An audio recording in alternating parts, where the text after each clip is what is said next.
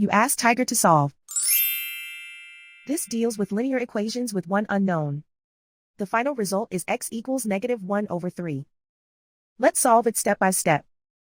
Simplify the expression. Find the greatest common factor of the numerator and denominator. Factor out and cancel the greatest common factor. Group all constants on the right side of the equation. Subtract 2 from both sides. Simplify the arithmetic.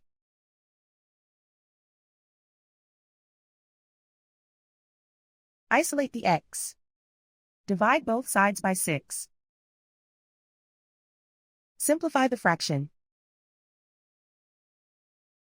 Find the greatest common factor of the numerator and denominator. Factor out and cancel the greatest common factor. And so the final result is x equals -1/3.